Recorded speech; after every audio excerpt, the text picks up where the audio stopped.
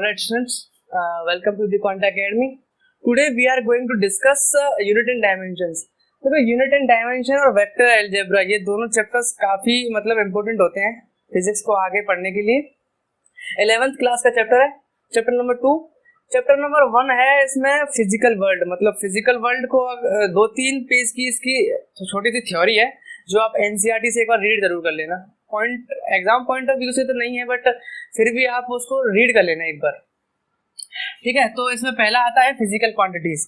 देखो physical quantities क्या होती है, which can be measured by an instrument, जिन्हें इंस्ट्रूमेंट के द्वारा मेजर किया जा सके, and which can be expressed in the form of laws, which can be expressed in the form of laws. अच्छा, इसकी मैथमेटिकल बताता हूँ क्या होता है।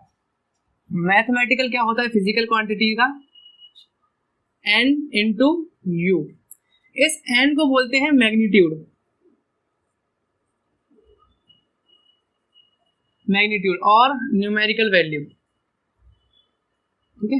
न्यूमेरिकल वैल्यू बताता हूँ इसका मतलब क्या है।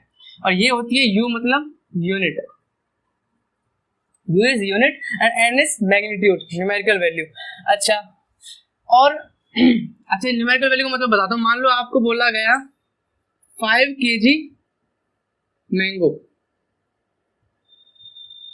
तो इसमें जो ये 5 है ये होती है न्यूमेरिकल वैल्यू, और जो एक केजी है ये होता है यूनिट, ठीक है। तो ऐसे कोई भी फिजिकल क्वांटिटी मेजर की जाती है, ऐसे कोई भी फिजिकल क्वांटिटी ऐसे लिखी जाती है, ठीक है। Multiplication of magnitude and unit, ये होती है फिजिकल क्वांटिटी।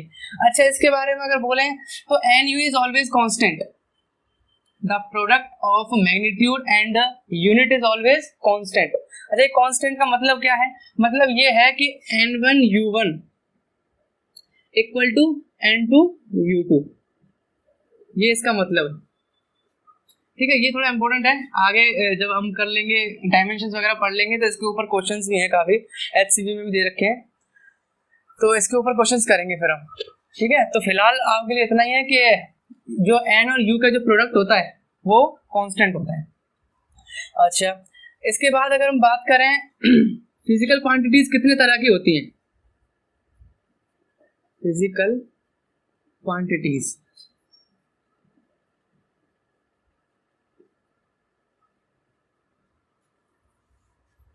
पहली होती है फंडामेंटल,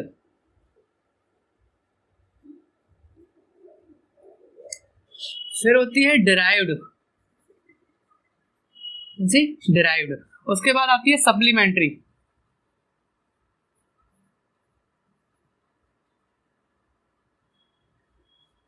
ठीक है। सप्लीमेंट्री, देखो फंडामेंटल क्वांटिटीज वो क्वांटिटीज होती हैं जो किसी और फिजिकल क्वांटिटी पे डिपेंड नहीं करती, मतलब इन क्वांटिटीज को एक्सप्रेस करने के लिए हमें और किसी फिजिकल क्वांटिटी की जरूरत ही नहीं है। जैसे कि लेंथ, फिर आता है मास, फिर टाइम, फिर इलेक्ट्रिक करंट,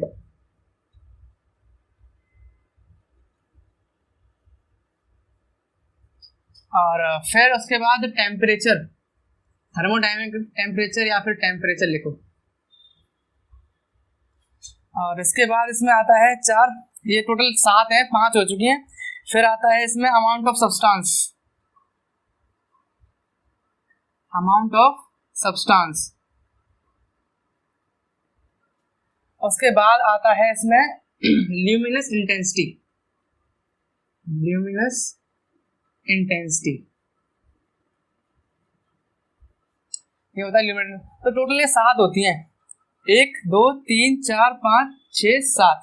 तो ये 7 फंडामेंटल क्वांटिटीज हैं जिन्हें एक्सप्रेस करने के लिए हमें और किसी फिजिकल क्वांटिटी की जरूरत ही नहीं है, ठीक है। तो ये क्वांटिटीज अपने आप में काफी इंपॉर्टेंट है साथ के साथ। और उसके बाद ड्राइव्ड, चलिए ड्राइव्ड से पहले सप्लीमेंट्री देख लेते हैं एक बार। देखो सप्लीमेंट्री क्या होती है, सप्लीमेंट्री होती हैं 2 क्वांटिटीज, प्लेन एंगल और दूसरा है सॉलिड एंगल। देखो प्लेन एंगल क्या होता है, मान लो आपने एक पीस ऑफ पेपर काटा ऐसी शेप में, ठीक है, ये आपने पढ़ा होगा diagram, area related to circle जो है 10th में चैप्टर मैथ्स का, उसमें है ये। ऐसे कुछ डायग्राम्स काफी हैं वैसे। ये थीटा, तो ये जो थीटा बनता है ना इस आर्क से, इसको बोलते हैं प्लेन एंगल। ये होती है हमारी आर्क, ये होती है लेंथ। तो थीटा होता है यहाँ पर आर्क अपॉन लेंथ, ठीक है। थीटा होता है आर्क अपॉन लेंथ। देखो ये सॉलिड एंगल होता है, सॉरी ये प्लेन एंगल होता है। इसकी यूनिट क्या होती है? प्लेन एंगल की यूनिट होती है रेडियन।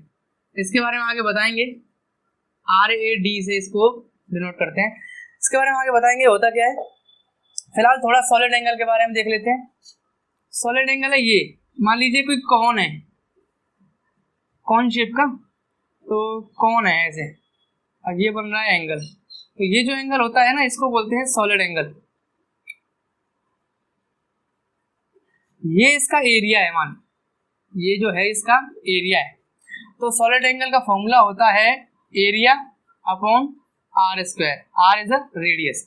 अच्छा, अगर एरिया ऐसा हो कि वेरी कर रहा हो, अगर एरिया वेरी कर रहा है, ये तो कांस्टेंट के लिए है, अगर वेरी कर रहा है तो DA अपॉन आर स्क्वायर, ठीक है। DA का मतलब आप समझेंगे जब आपको डिफरेंशिएशन समझ में आएगा, इस DA का मतलब। लेकिन फिलहाल आप इतना याद रखिए, अगर वेरी कर रहा है तो DA अपॉन आर स्क्वायर। ये स्मॉल अमाउंट ऑफ एरिया के लिए होता है DA, ठीक है, और ये होता है कांस्टेंट के लिए। और इसकी यूनिट होती है स्टेरेडियन। स्टेरेडियन, स्टेरेडियन को SD से लिखते हैं और होता है ऐसे स्टेरेडियन, ठीक है, स्टेरेडियन। तो फिजिकल क्वांटिटीज होती हैं, कौन सी क्वांटिटीज होती हैं? विच can be measured by an instrument. उसके बाद उनका प्रोडक्ट मैथमेटिकली ऐसे मैग्नीट्यूड और यूनिट, इन दोनों का जो प्रोडक्ट होता है वो फिजिकल क्वांटिटी बनाता है। अच्छा, और ये जो प्रोडक्ट होता है वो कांस्टेंट होता है हमेशा, ठीक है, ये कांस्टेंट है। उसके बाद हम आ जाते हैं इस कांस्टेंट के हिसाब से, ये है N1U1 बराबर N2U2, because N and U are constant, मतलब N into U is constant. उसके बाद फिजिकल क्वांटिटीज के टाइप्स देखिए, fundamental quantity, derived quantity, supplementary. तो सप्लीमेंट्री और फंडामेंटल हो चुकी है, डिराइव्ड की बात करते हैं। ये डिराइव्ड क्वांटिटीज होती है एरिया। एग्जांपल एक समझ लेते हैं, एरिया। एरिया मान लो area of square, side into side. देखो साइड को आप किस में मेजर करते हैं? लेंथ होती है, लेंथ को करते हैं आप मीटर में। ये होती क्या है? लेंथ। साइड, ये वाली साइड भी क्या होती है? लेंथ। ये होता है मीटर स्क्वायर, इसकी यूनिट बनती है, ठीक है, मीटर इंटू मीटर। तो ये जो लेंथ इंटू लेंथ है, आप ध्यान से देखिए, ये जो लेंथ है ये भी फंडामेंटल क्वांटिटी है, लेंथ भी फंडामेंटल क्वांटिटी और ये वाली भी। तो यहाँ पर क्या हो रहा है? दोनों फंडामेंटल क्वांटिटीज का प्रोडक्ट। तो दोनों का जो मल्टीप्लाई हो रहा है ना, इससे बनती है डिराइव्ड यूनिट। तो मतलब फंडामेंटल क्वांटिटीज या दो या दो से ज्यादा फंडामेंटल क्वांटिटीज का प्रोडक्ट या फिर डिवीजन क्या कहलाता है? डिराइव्ड क्वांटिटीज, ठीक है। तो डिराइव्ड क्वांटिटीज ऐसे बनती हैं। चलिए नेक्स्ट, इसको नोट कर लेना आप पॉज करके, है ना।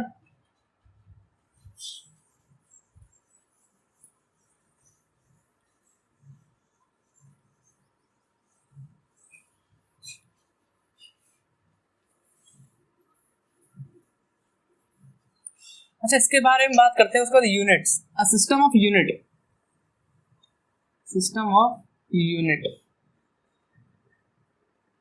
देखो यूनिट्स के बारे में आपको ऑलरेडी पता है, इकाई जो होती है, मतलब जो केजी होता है, मीटर होता है, ये सब क्या होती हैं? यूनिट होती हैं। तो यूनिट को ना 4 भागों में बांटा गया था सबसे पहले, मतलब बांटा क्या गया था, एक के बाद एक भाग आता गया था। तो ये था पहले CGS, फिर FPS था, फिर MKS, फिर आया SI यूनिट। तो CGS होता है गॉसियन सिस्टम। क्या होता है? Gaussian system. FPS था ब्रिटिश सिस्टम। MKS था मैट्रिक्स सिस्टम, मैट्रिक्स सिस्टम। और ऐसा यूनिट तो है स्टैंडर्ड, इंटरनेशनल स्टैंडर्ड यूनिट होता है ये। देखो ये जो है ना, इसको इंटरनेशनल क्यों बोलते हैं? क्योंकि हर कंट्री में ये लागू होता है। हर यूनिट आप जो भी देखते हैं ना, यूनिट वगैरह जो भी लगाते हैं, तो देखो इसके अगर हम बात करें, FPS तो कट गया था इंडिया में, ये तो लागू शायद 1947 से ही नहीं हुआ, आजादी के बाद से। ब्रिटिश सिस्टम तो गायब हो ही गया था। पाउंड के जो होता है ना, पाउंड वगैरह, ये US वगैरह में यूज होता है, इंडिया में नहीं होता। MKS इसमें मिल गया है, मतलब पहले था मास, लेंथ और टाइम के लिए बस, उसके बाद इसको एक्सटेंड किया गया और क्वांटिटीज बनाई गई जो कि मैंने आपको बताया, और उसके बाद ऐसा यूनिट। तो MKS को हम पढ़ेंगे, लेकिन वो ऐसा यूनिट का एक पार्ट है, तो ऐसा यूनिट को पढ़ेंगे तो ये भी उसमें कवर हो जाएगा। CGS यूनिट आप जानते ही हैं, CGS यूनिट मतलब सेंटीमीटर, ग्राम, ये सब CGS यूनिट होती है। सेकेंड ग्राम सेंटीमीटर, ये CGS यूनिट होती है, ये भी पढ़ेंगे और ये पढ़ेंगे, तो इन दोनों चैप्टर्स में ये ज्यादा पढ़ेंगे हम, ठीक है। ओके, तो ऐसे हम यूनिट्स को आगे लेकर चलेंगे। चलिए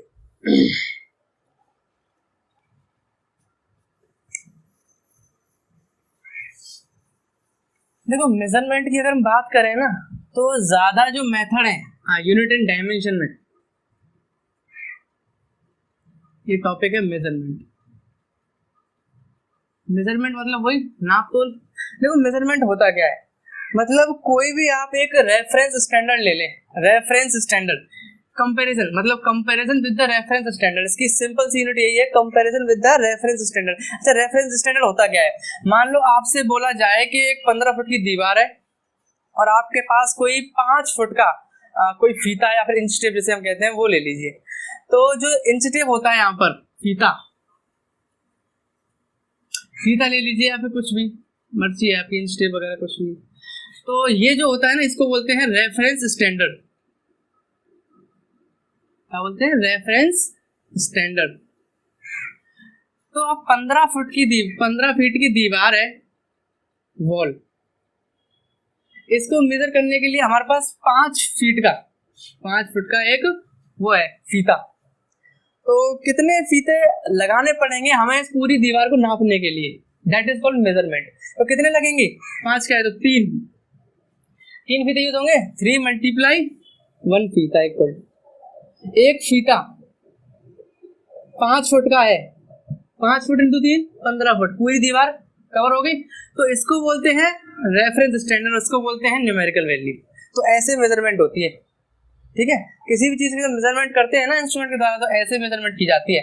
एक रेफरेंस स्टैंडर्ड लेना होता है हमेशा, और उसके बाद उसकी न्यूमेरिकल वैल्यू, उसको मैग्नीट्यूड या फिर न्यूमेरिकल वैल्यू से मल्टीप्लाई करना होता है, and this is called measurement. अच्छा, ये मेजरमेंट यूनिट एंड डायमेंशन की बात करें ना, तो एक मेजरमेंट पूछा जाता है सबसे ज्यादा, जो इसमें काफी है, वो होता है मेजरमेंट ऑफ लेंथ।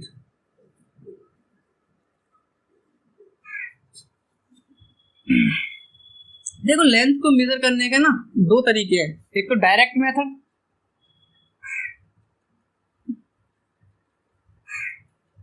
एक इनडायरेक्ट मेथड। देखो डायरेक्ट मेथड में आप ना बता सकते हैं लेंथ, एग्जैक्टली लेंथ बताई जा सकती है, लेकिन इनडायरेक्ट मेथड में आप हमेशा अप्रोक्सीमेट लेके चलते हैं, अप्रोक्स लेके चलते हैं हमेशा। इनडायरेक्ट मेथड में कभी भी लेंथ एकदम परफेक्ट नहीं बता सकते कि इतनी लेंथ है एग्जैक्ट, ठीक है। तो डायरेक्ट मेथड कौन कौन से हैं? एक तो है मेन स्केल, जो आपका होता है मेन स्केल, और मीटर स्केल जिसकी बोलते हैं, मीटर स्केल लिख लीजिए, चलिए मीटर स्केल। दूसरा है वर्नियर कैलिपर, वर्नियर कैलिपर्स। तीसरा है स्क्रू गॉज। अभी आप 11th क्लास में अगर आए हैं ना, तो आपको एक्सपेरिमेंट मतलब प्रैक्टिकल लैब ले जाके ये एक्सपेरिमेंट होते हैं दोनों, ये एक्सपेरिमेंट जरूर होंगे आपके लैब में, ठीक है। तो वर्नियर कैलिपर और स्क्रू गॉज ये काफी इंपॉर्टेंट है। अच्छा, इन पे इंपॉर्टेंट डाल लीजिए दोनों पे, क्योंकि हर साल IIT से एक क्वेश्चन 100% आता है, इन दोनों पे जरूर आता ही आता है, मतलब जेईई मेंस और एडवांस दोनों में इनका क्वेश्चन आता ही आता है, ठीक है। तो ये काफी इंपॉर्टेंट है दोनों। और डायरेक्ट मेथड है क्योंकि ये एकदम अप्रोप्रिएट लेंथ बता देते हैं किसी भी ऑब्जेक्ट की, ठीक है। अब इनडायरेक्ट मेथड कौन कौन से हैं? पैरेलैक्स मेथड, एनसीईआरटी में है पैरेलैक्स मेथड, तो इसीलिए थोड़ा सा इंपॉर्टेंट है। सीबीएसई में तो नहीं आता कभी भी पैरेलैक्स मेथड, बट आगे किसी एग्जाम में आ सकता है। पैरेलैक्स मेथड होता है फार ऑब्जेक्ट के लिए, फार ऑब्जेक्ट लाइक स्टार्स। तो स्टार्स का डिस्टेंस, अब लेंथ नापनी है यहाँ से लेके अर्थ से लेके स्टार तक की, तो उसके लिए कौन सा यूज होगा? पैरेलैक्स मेथड, ठीक है, फार ऑब्जेक्ट। और अगर नियर ऑब्जेक्ट के लिए वेरी नियर ऑब्जेक्ट जिसे हम कहते हैं ना, वेरी स्मॉल डिस्टेंस वाले, वेरी नियर ऑब्जेक्ट के लिए हमारे पास होता है tunnelling, tunnelling microscopy, tunnelling microscopy for very near object. ठीक है, तो फार ऑब्जेक्ट के लिए होता है parallax method and near object के लिए होता है टनलिंग माइक्रोस्कोपी। ठीक है, ये काफी इंपॉर्टेंट है। तो ये तो नहीं पढ़ाया जाता टनलिंग माइक्रोस्कोपी, क्योंकि ये सिलेबस में अभी तक तो दिया नहीं है, मतलब इसके ऊपर कोई क्वेश्चन तो पूछा नहीं गया। पैरेलैक्स मेथड के ऊपर भी नहीं पूछा गया क्वेश्चन तो, बट एनसीईआरटी में ना इसके ऊपर क्वेश्चन दे रखे हैं। तो एनसीईआरटी में इसके ऊपर क्वेश्चंस दे रखे हैं, गिवन है, तो ये हम जरूर पढ़ेंगे। इतना बड़ा टॉपिक नहीं है, थोड़ा सा ही पढ़ेंगे, इसका बेसिक आइडिया लेंगे बस। ठीक है, तो पहले हम पढ़ लेते हैं। अच्छा, इनको हम पढ़ेंगे, तीनों को एक साथ पढ़ेंगे, बट अभी डायमेंशंस के बाद जब सिग्निफिकेंट फिगर एरर होंगे ना, जब सिग्निफिकेंट फिगर हो जाएगा उसके बाद ये समझ में आ सकता है, क्योंकि सिग्निफिकेंट क्वांटिटीज, फिर यूनिट, उसके बाद हमने मेजरमेंट के बारे में पढ़ा। अब आते हैं डायमेंशन। देखो, ये डायमेंशन जो टॉपिक है ना, ये काफी इंपॉर्टेंट है। डायमेंशंस,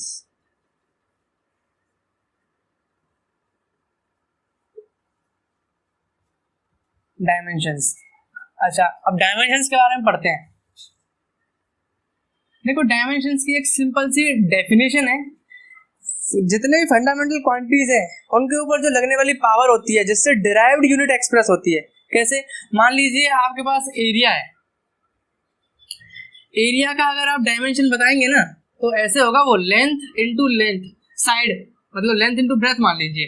तो ये ब्रेथ को भी हम लेंथ ही कंसीडर करते हैं, क्योंकि ये भी मीटर में की जाती है एक्सप्रेस, मतलब इसको भी मीटर में ही नापा जाता है। तो ये हो गया length into length which is L square. तो ऐसी डायमेंशन बनती है इसकी।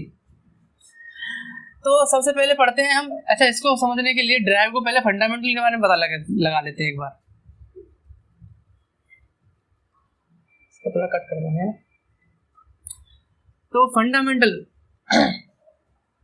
चलिए डायमेंशंस के बारे में पढ़ते हैं।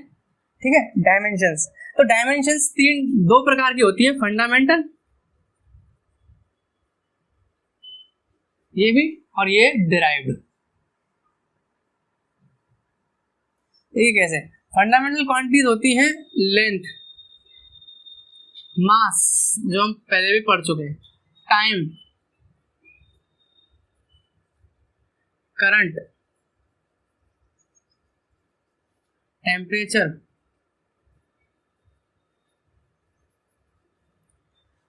और अमाउंट ऑफ सब्सटेंस,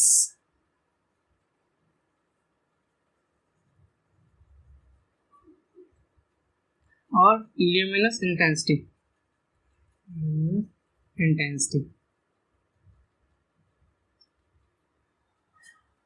लीजिए 7, ठीक है, 7 होती है। ठीक है, अब इनके डायमेंशंस के बारे में थोड़ा पढ़ते हैं। डायमेंशंस देखो, लेंथ की डायमेंशन होती है कैपिटल एल, ऐसे, ये इसकी डायमेंशन होती है, और मास की होती है एम,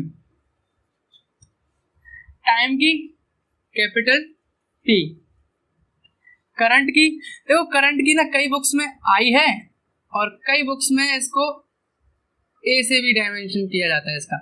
तो आई और ए दोनों, ठीक है, कोई सा भी कर सकते हैं आप इसमें, आई और ए में से कोई सा भी ले सकते हैं डायमेंशन के लिए, करंट की डायमेंशन के लिए। ठीक है, टेम्परेचर, देखो टेम्परेचर के लिए केल्विन तो होता ही है, और एचसी वर्मा में थीटा भी है एक। टेम्परेचर को ना डायमेंशन जो लगाते हैं तो थीटा भी है एक डायमेंशन। तो मुझे लगता है कि के और थीटा दोनों ही आप याद रखना, ठीक है, टेम्परेचर, ताकि कंफ्यूज ना हो कि थीटा क्या है। Amount of substance, amount of substance होता है देखो मोल्स, तो मोल को लिखते हैं ऐसे MOL। फिर उसके बाद आता है इंटेंसिटी, ल्यूमिनस इंटेंसिटी की ऐसा यूनिट क्या होती है?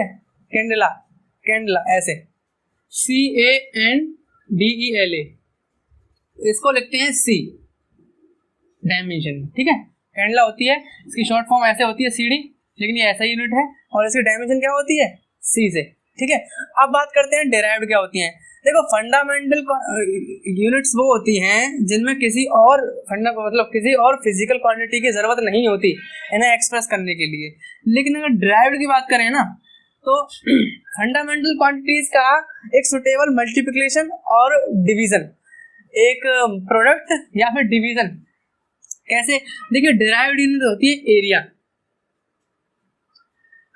और एरिया मान लीजिए एरिया ऑफ स्क्वायर निकाल रहा हूं मैं, एरिया चलिए आप किसी और का ले लीजिए, एरिया ऑफ रेक्टेंगल ले लीजिए, लेंथ इनटू ब्रेथ, ये ब्रेथ भी मीटर में निकलती है, ठीक है, लेंथ भी मीटर में ही निकलती है, ये दोनों की दोनों क्वांटिटीज लेंथ की होती है। ब्रेथ में आप निकालेंगे तो वो लंबाई है ना, आप फुटा लेंगे मान लीजिए, इंच टेप कुछ भी लेंगे, तो जब आप लंबाई निकालते हैं तो उससे तो निकालते हैं, तो वो भी तो मीटर या सेंटीमीटर में ही आती है, तो ये भी लेंथ है इनटू ये भी लेंथ, तो ये दोनों जो क्वांटिटीज है, देखिए लेंथ भी क्या होती है, फंडामेंटल क्वांटिटी, ये वाली लेंथ भी क्या होती है, फंडामेंटल क्वांटिटीज। तो यही बताया जा रहा है ड्राइव्ड में कि फंडामेंटल क्वांटिटीज का जो प्रोडक्ट होता है, प्रोडक्ट या डिवाइड करने से जो आता है, तब बनती है एक डिराइव्ड क्वांटिटी। फंडामेंटल दो या दो से ज्यादा फंडामेंटल क्वांटिटीज का प्रोडक्ट या डिवीजन करने पे जो क्वांटिटीज अराइव होती है उसको बोलते हैं डिराइव्ड क्वांटिटी। तो देखो इसका मतलब क्या है, ठीक है। अब बात करते हैं कि डायमेंशन क्या होती है। अब डिराइव्ड क्वांटिटी की डायमेंशंस क्या होंगी, देखो क्या होती है कि मान लीजिए आपके पास ये दे दिया आपको L स्क्वायर, तो फंडामेंटल क्वांटिटीज के ऊपर लगने वाली पावर, सिंपल सा तरीका, फंडामेंटल क्वांटिटीज के ऊपर लगने वाली पावर जिससे फंडामेंटल क्वांटिटीज डिराइव्ड क्वांटिटीज में चेंज हो जाए, फंडामेंटल क्वांटिटीज के ऊपर लगने वाली पावर जिसके कारण ये जो फंडामेंटल क्वांटिटीज है ये डिराइव्ड क्वांटिटी में चेंज हो जाए, इसको क्या बोलते हैं, डायमेंशन। तो यहाँ पर 2 क्या है, डायमेंशन, ठीक है। ऐसे ही अब मान लीजिए एक्सेलरेशन की बात करते हैं। एक्सेलरेशन क्या होता है, वेलोसिटी अपॉन टाइम। वेलोसिटी क्या होता है, वेलोसिटी आप बताएं तो, डिस्प्लेसमेंट अपॉन टाइम, डिस्टेंस नहीं, डिस्प्लेसमेंट, डिस्प्लेसमेंट अपॉन टाइम। अब डिस्प्लेसमेंट वही दूरी है, देखिए डिस्प्लेसमेंट होता क्या है, the shortest distance between the initial position and the final position. मान लीजिए यहां से ऐसे चलना स्टार्ट किया किसी ने और यहाँ पे आके वो रुक गया, तो ये वाला जो पोर्शन है ना, ये वाला जो डिस्टेंस होता है इसको बोलते हैं डिस्प्लेसमेंट। डिस्टेंस और डिस्प्लेसमेंट में एक छोटा सा फर्क होता है, इनिशियल और फाइनल पोजीशन से, मतलब shortest distance between the initial position and the final position is called displacement. और अगर डिस्टेंस की बात करें तो यहाँ से लेके चला ये यहाँ तक, फिर यहाँ और फिर यहाँ, ये पूरा क्या होता है, डिस्टेंस, ठीक है। तो ये फर्क होता है इन दोनों में। तो जो डिस्टेंस होता है वो स्पीड में आता है, स्पीड इज इक्वल टू में डिस्टेंस अपॉन टाइम। अच्छा, डिस्टेंस और डिस्प्लेसमेंट दोनों ही देखिए लेंथ है, तो इनको मेजर करते हैं हम मीटर से, और टाइम को करते हैं सेकंड से, जो हम बता चुके हैं ऑलरेडी यहाँ पे, ठीक है। तो अगर इसकी बात करें तो ये हो गया मीटर पर सेकंड, और ये भी हो गया मीटर पर सेकंड, क्योंकि डिस्प्लेसमेंट को भी हम मीटर से मेजर करते हैं, तो मीटर पर सेकंड, ठीक है। तो अब अगर बात करें वेलोसिटी की, तो यहाँ हो गया मीटर पर सेकंड और नीचे क्या है, सेकंड। तो अगर इस मीटर को ऊपर लेके आया जाए सेकंड को, तो ये -2 हो जाएगा। तो ms -2 ये होता है एक्सेलरेशन की यूनिट, ठीक है, एक्सेलरेशन की यूनिट। तो अगर मीटर का देखा जाए तो डायमेंशन में मीटर क्या होती है, लेंथ, सेकंड क्या होती है, टाइम को कैसे डायमेंशन करते हैं, t से, कैपिटल T -2। तो देखिए ध्यान से, L क्या है, फंडामेंटल क्वांटिटी, T क्या है, फंडामेंटल क्वांटिटीज, लेकिन इनके ऊपर अब ये डायमेंशन लग गई, तो अब ये फंडामेंटल क्वांटिटीज चेंज हो चुकी हैं डिराइव्ड क्वांटिटीज में, ठीक है। फंडामेंटल क्वांटिटीज के ऊपर अगर ये डायमेंशन लगी, तो अब ये किस में चेंज हो गई, डिराइव्ड क्वांटिटीज। तो ये जितनी भी है ना, ये एक्सेलरेशन, वेलोसिटी, ये सब की सब क्या होती है, डिराइव्ड क्वांटिटीज होती हैं, ठीक है। चलिए इसके ऊपर कुछ और क्वेश्चंस करते हैं डायमेंशंस के ऊपर।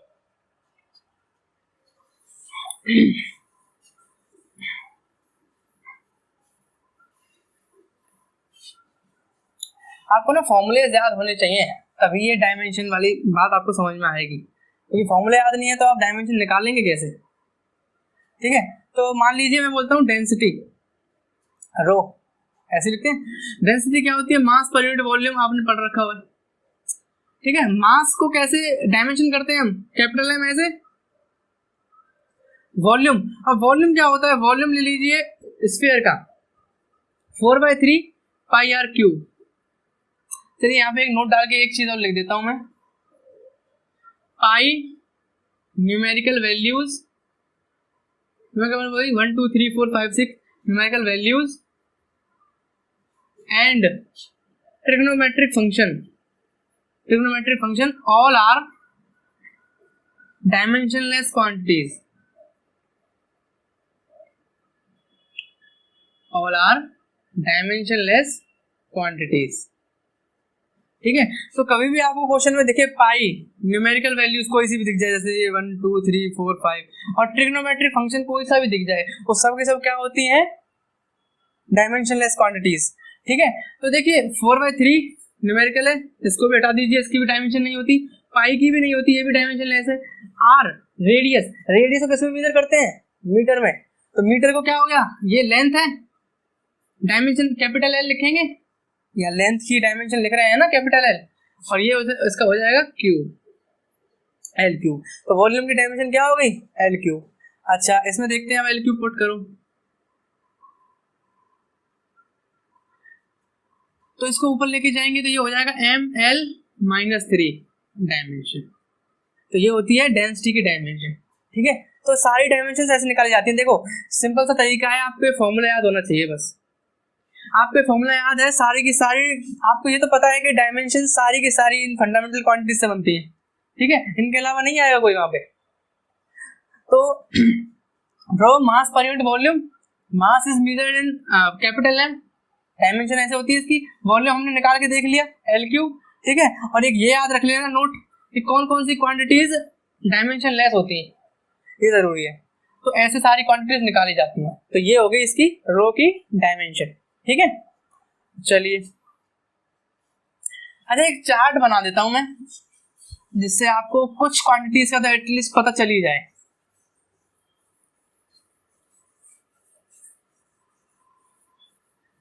फॉर्मूले याद रखना बहुत जरूरी है डायमेंशन के लिए, फॉर्मूला याद नहीं है फिर आगे प्रोसीड ही नहीं हो पाएगा ना।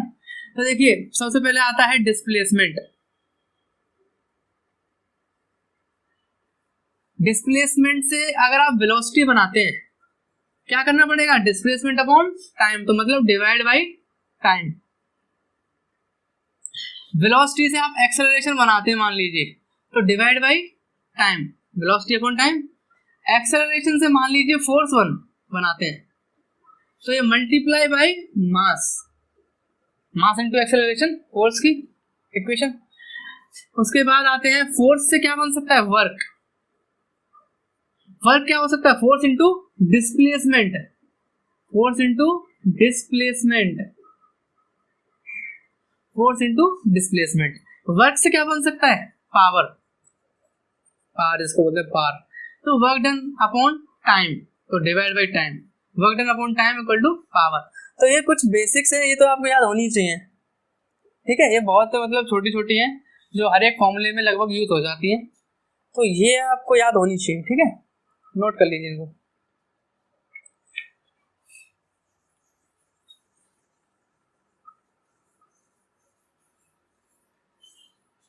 चलिए डायमेंशंस के ऊपर ना कुछ एचसी वर्मा में कुछ क्वेश्चंस हैं, पहले वो कर लेते हैं।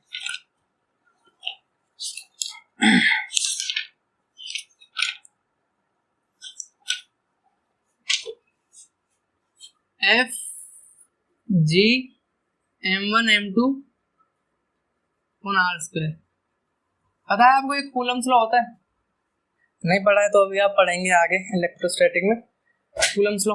तो जी m1 m2 अपॉन r²। अब आपसे पूछा जाए कि find the dimension,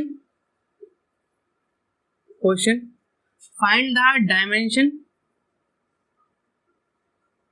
of G, G की डायमेंशन बताओ। फोर्स ये मास है, ये मास है, और ये r² क्या है, रेडियस। ठीक है, आप सबको इनकी डायमेंशंस पता है, आपको जी की नहीं पता, तो आपको जी की डायमेंशंस बतानी है। देखिए होता क्या है, तो सबसे पहले फोर्स की डायमेंशन, फोर्स की डायमेंशन कैसे निकलती है अभी आपको बताया था, मास इनटू एक्सेलरेशन। फिर हमने मास का कैपिटल एम, हमने एक्सेलरेशन की निकाली थी, LT -2। एक्सेलरेशन की यूनिट ये होती है ना ms -2। तो ms -2 ये क्या है, मीटर, मीटर क्या है लेंथ, सेकंड क्या है टाइम।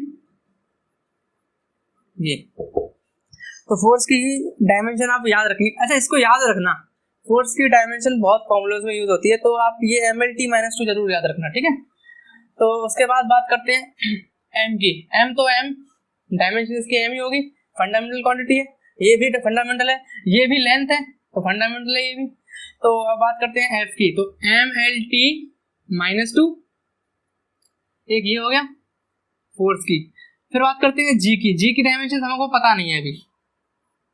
m इंटू एम क्या हो गया, ये m स्क्वायर इसकी डायमेंशन, और ये l स्क्वायर इसकी डायमेंशन। तो इसको बदल जाते हैं क्रॉस मल्टीप्लाई। तो ML3T -2 अपॉन m स्क्वायर। तो ये हो जाएगा m, एक m से m कट गया तो ये होगा m -1 L3T -2। तो ये हो गई आपकी g की डायमेंशन, ठीक है। ऐसे निकालते हैं सारी। तो सबसे पहले आपको फॉर्मूला पता होना चाहिए था, अगर ये फॉर्मूला नहीं पता है तो फिर आगे नहीं हो पाता ना, ठीक है। नोट कर लीजिए इसको, रो जी आर एच अपॉन 2, रो जी आर एच अपॉन 2। अच्छा ध्यान रखना, आपको डायमेंशन निकालनी है किसकी, एस की। ऑब्वियस सी बात है, इसमें ऐसी गिवन नहीं है, आपको पता नहीं है मतलब एस के बारे में आपको। रो डेंसिटी आपको पता है dimension, G acceleration due to gravity. तो जो एक्सेलरेशन की डायमेंशन होगी ना वही इसकी डायमेंशन भी होंगी, ठीक है। तो R is radius, H is height और 2 is numerical value which is dimensionless. तो आप इसकी डायमेंशन बताइए, स्क्रीन पॉज कर लीजिए एक बार, और रो जी आर एच अपॉन 2 की डायमेंशन बताइए मुझे जरा इसकी, एस की। चलिए करते हैं। तो एस की डायमेंशन निकालनी है, रो की हमें पता है ML -3 निकाल चुके हैं हम, जी की एक्सेलरेशन ड्यू टू ग्रेविटी ये भी हम निकाल चुके हैं LT -2, radius length, height is also length, height को मीटर में नापते हैं, ठीक है, लेंथ। और 2 इज क्या, 2 नीचे 2 लगेगा नहीं लगेगा, नीचे 2 लगेगा या नहीं लगेगा, नहीं लगेगा। क्यों, क्योंकि 2 न्यूमेरिकल वैल्यू है विच is dimensionless.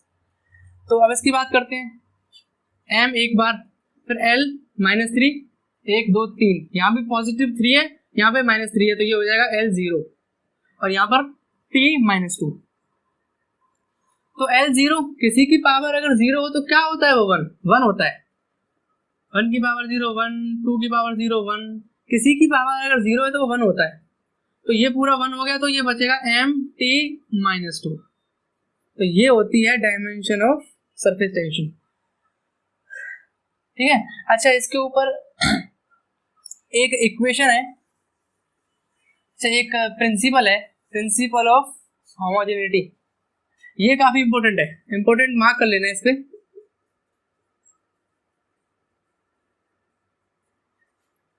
Principle of homogeneity,